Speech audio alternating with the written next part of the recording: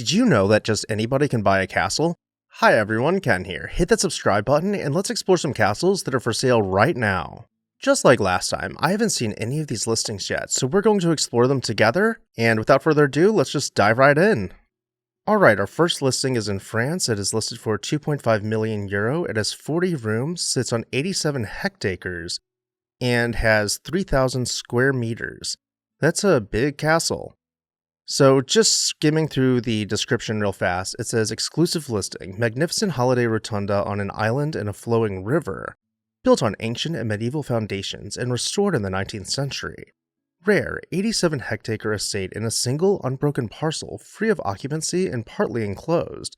A property with over 1,000 years of history, featuring magnificent century-old trees, extensive outbuildings, and approximately 6,000 square meters of built space.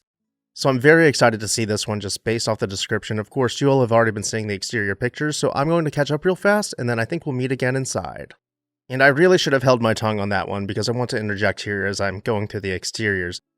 It looks like you cross over a moat and then go through this huge gate to get to the castle. That's exactly what I think of whenever I imagine a fairy tale castle to explore. Is this a skylight up here on this veranda? That's very interesting. You don't usually see stained glass skylights in exterior spaces. So already from the outside, I'm just overwhelmed with the absolute charm this place has. Alright, so it looks like maybe this is the dining room or the Great Hall, somewhere, but we're finally stepping inside, and from the tile mosaic floors, to the pointed arches, to the coffered ceilings, just wow, this is everything you would imagine the interior would look like just from looking around the exterior photos. Ooh, is this a library? I see a billiards table, so maybe there's a grander library somewhere, but still, these built-ins are magnificent. And since the description said the history goes back over 1,000 years, I'm wondering just how old some of this stuff is. This is just one of those castles you could absolutely get lost in. I can imagine just running my hands along this railing, finding the portieres, throwing them open, and then finding this winding staircase just spiraling up through a tower. That is just so amazing. And you can absolutely tell we're in France. Everything from the chandelier to the fireplace.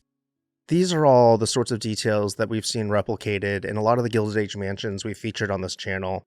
And right now, I believe we're looking at the real deal, the source of what so many architects and artisans attempted to copy. And it's very interesting to go back to the originals here instead of seeing the imitations and the inspired works that we usually see on this channel.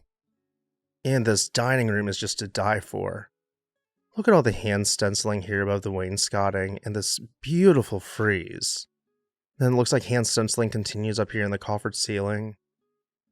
What an absolutely gorgeous assemblage of colors. Oh, and back to the spiral staircase. This is really interesting. It looks like it's all different cuts of stone put together.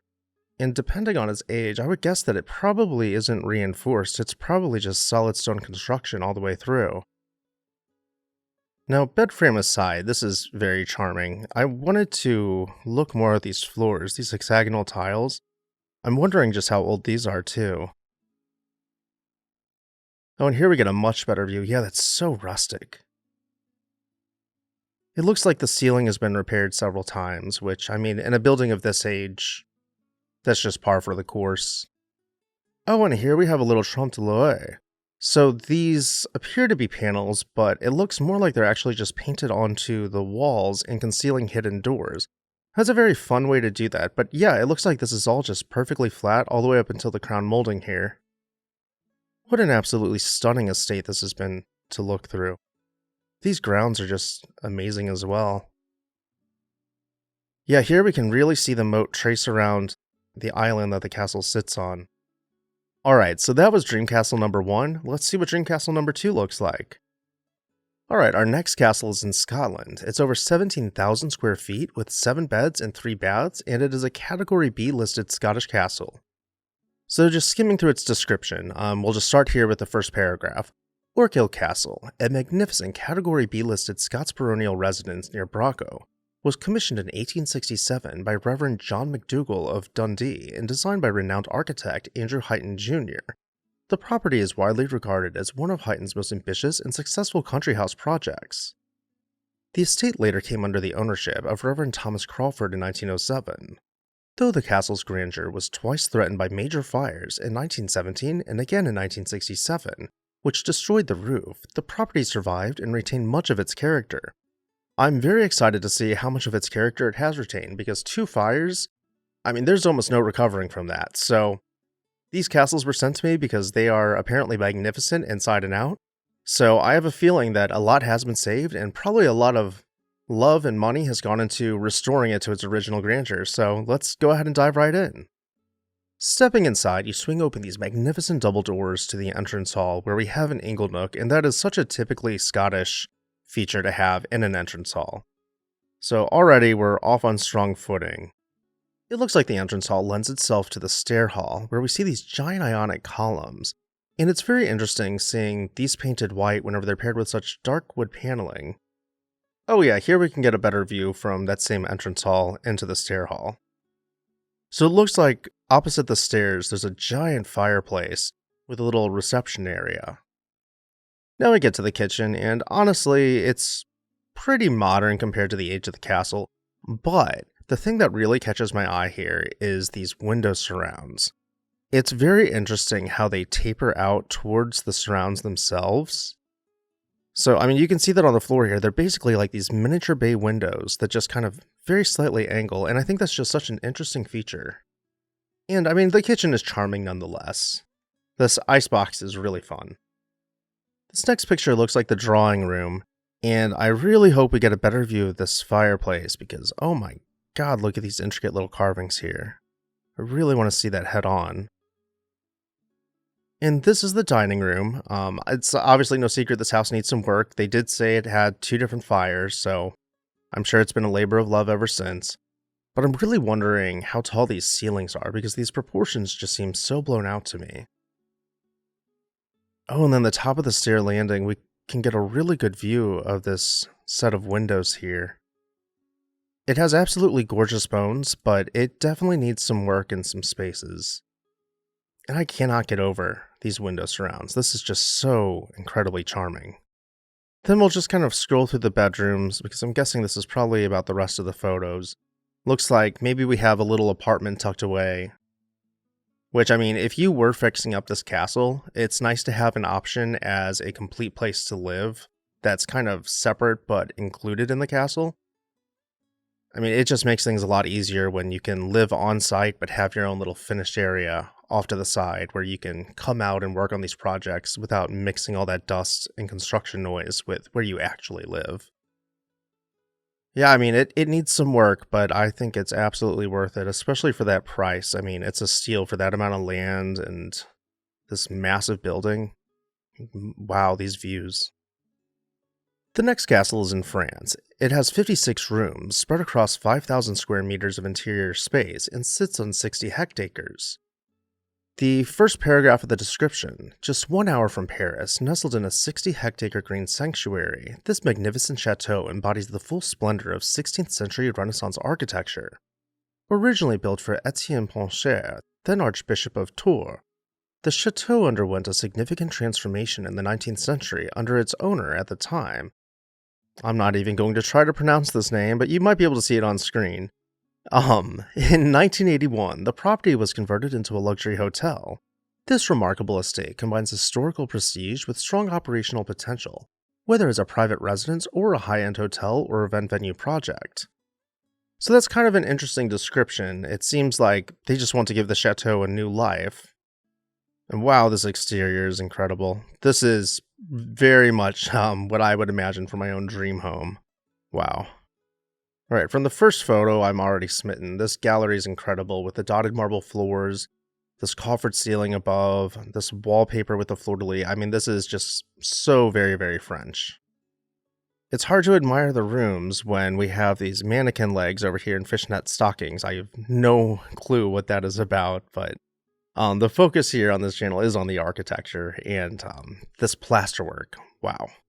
And I'm glad we got to step into this room without any more mannequin pieces, because that was a little awkward. But this paneling is incredible. See, because I'm more specialized in American architectural history, it's very interesting, once again, just to see how what we have over here on our side of the world is a reflection of what the French did first. And I really do want to know just how old this is, and it looks like it does need some work. I don't think that's any kind of secret. But I mean, what is here is incredible and absolutely worth preserving and restoring. And I'm hoping every room is just as grand as that one, because this is very interesting. Notice how this plasterwork flares out here towards the ceiling. That's a very interesting detail, not something we see a lot. Ooh, and then this room, wow. It's so dramatic and warm. Then this busy marble fireplace, it just kind of ties it all together. It looks like we're already more than halfway done with the pictures, which is such a shame because I could look at something like this all day long. It's really easy to imagine how grand this place would be, just pristine and fully brought back to life. And this has been quite the special treat. I'm really glad this one was included in this list. The next castle is also in France. It has 20 rooms, 9 bedrooms, 833 meters squared interior area, and sits on 170 hectares of land. This one has its price listed as upon request, so if you have to ask, you probably can't afford it, but it's not going to stop us from window shopping anyways, so let's see what this one's all about. So already the stable group is incredibly charming. I've just caught up to where you all would be with the pictures, and it looks like we now have a chapel. And once again, quintessentially castle with 2 corner towers. And then the Great Hall, wow. Yeah, the dotted marble floors continue through. We have all this amazing wood paneling all the way around. All the window surrounds, or I guess these are door surrounds actually, are all just unpainted woodwork. So that's a really nice contrast between the painted and unpainted. It really livens up the space. Oh my goodness, look at this fireplace around. And I already see we're at 15 of 20 photos, so I'm hoping these next ones are real bangers because I once again could spend all day just looking at these photos. These floors are just incredible here. I really do want to know just how much of this is original to this castle and how much has been added over time and really when it was added. Yeah, very, very charming house. These giant stone floors are really something else. Our last castle has 32 rooms. It has 1,150 square meters of interior space, and it sits on almost 30 hectares. It is listed for 4.5 million euro. This is quite the setting it has. I love these steps that come down through this terrace to the pool. It's very, very charming, and very easy to imagine living in as well. Now, this is what I think of whenever I think a castle entrance hall. It's all this super rustic stone, wood ceilings, heavy wooden furniture. Yeah, this is exactly what I wanted to see here. When Dalton sent me all these and said, don't look at these, we're going to make a video where you react live to them, I was really excited because castles, chateaus, chalets, those are things that I don't really look at every day, and I was very excited to see this. Wow, this kitchen is incredible. Oh, and this dining room. Oh, this is absolutely gorgeous. So if I had to choose a favorite between all the castles we've seen today, it would either be the first one we saw or this one.